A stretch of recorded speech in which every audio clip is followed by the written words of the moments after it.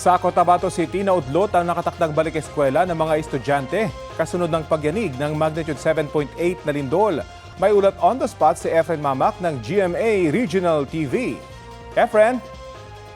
Yes, Rapi, nagulantang ang mga mag-aaral at guro matapos maranasan ang intensity 5 ng magnitude 7.0 na lindol sa Notre Dame Village Central Elementary School sa Cotabato City.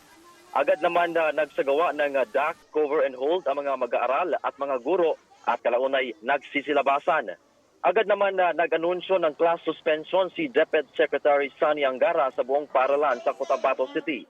Samantala, kanselado man ang opening of class program ceremony, kabilang ang libreng health services, natuloy pa rin ang ceremonial distribution ng 10 laptops para sa mga guro sa nasabing paaralan.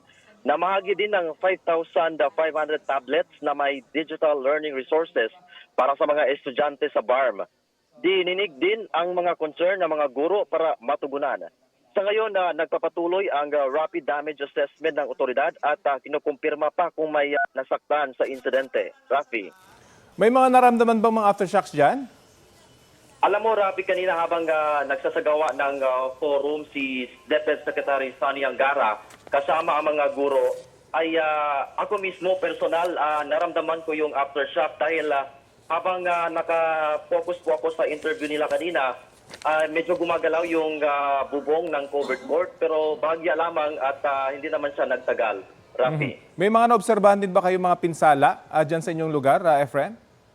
Yeah. Base sa nakikita namin kanina, medyo parang normal naman ang nangyari. Wala kaming nakitang mga pag-collapse. Pero inaasahan natin na baka posible may mga bitak-bitak pa sa ibang paralan. At inaalam pa natin yan mula sa ating CDRRMO, Rafi. Paano yung ginagawa nilang inspection sa ngayon, Efren? Sino yung nagsasagawa nito? Yes, Rafi, bukod sa CDRRMO, andun din yung mga kawani ng OCD. At kasama na rin yung mga guro ng iba't ibang paaralan. Bale, tinitingnan nila yung yung estado ng building bawat classroom. At kanina nga may mga estudyante pa na ayaw pang umuwi pero napag-alaman natin na hinihintay na lamang nila ang kanilang mga magulang pero inabisuhan sila na kung maaari ay umuwi na lang sa kanilang tahanan para ligtas po. Rafi. Okay, maraming salamat at ingat kayo dyan, Efren Mamak ng GMA Regional TV.